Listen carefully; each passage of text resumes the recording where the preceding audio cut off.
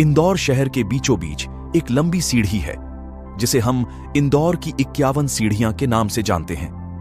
कहते हैं कि इन सीढ़ियों को चढ़ना आसान नहीं है, लेकिन जो लोग इन्हें चढ़कर ऊपर जाते हैं उनकी मनोकामना पूर्ण हो जाती है। रानी नाम की एक युवती थी जो इंदौर में ही रहती थी। रानी बचपन से ही एक मशहूर चित्रकार बनना चाहती थी। वह दिन रात मेहनत करती थी, पर उसे कभी वह सफलता नहीं मिली जो वह चाहती थी। धीरे धीरे उसे निराशा होने लगी। एक दिन रानी की दादी ने उसका निराश चेहरा देखा तो उन्होंने पूछा, रानी, क्या हुआ? आज इतनी उदास क्यों हो?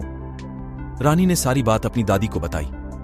उसकी दादी ने मुस्कुराते हुए कहा, रानी, क्या तुम इंदौर की 51 सीढ़ियों के बारे में जानती हो? रानी ने कहा, हां दादी, जानती हूं, लेकिन उन्हें चढ़ने का क्या फायदा? दादी ने कहा, लोग कहते हैं कि अगर सच्चे मन से कोई इच्छा लेकर उन सीढ़ियों को चढ़ता है तो उसकी मनोकामना जरूर पूरी होती है। रानी सोच में पड़ गई।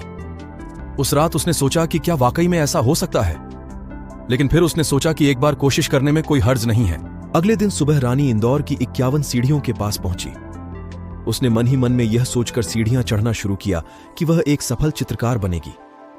हर सीढ़ी चढ़ते समय उसका विश्वास मजबूत होता गया।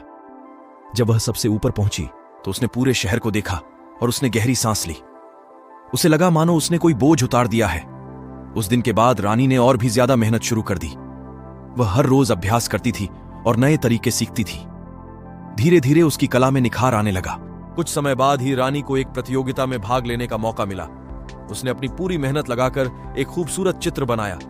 प्रतियोगिता में रानी का चित्र सबसे बेहतरीन माना गया और वह जीत गई। रानी सफल चित्रकार बन गई। हालांकि उसे इंदौर की 51 सीढ़ियों से कोई जादुई चोट नहीं लगी, लेकिन सीढ़ियां चढ़ने से उसे खुद पर और अपनी कला पर विश्वास हो गया था। यही विश्वास उसकी सफलता का असली कारण बना। यह कहानी हमें सिखाती है कि लक्ष्य को पाने के लिए सच्ची मेहनत और दृढ़ विश्वास होना बहुत जरूरी है। हमें कभी भी हार नहीं माननी चाहिए और अपने सपनों को पूरा करने का प्रयास करते रहना चाहिए।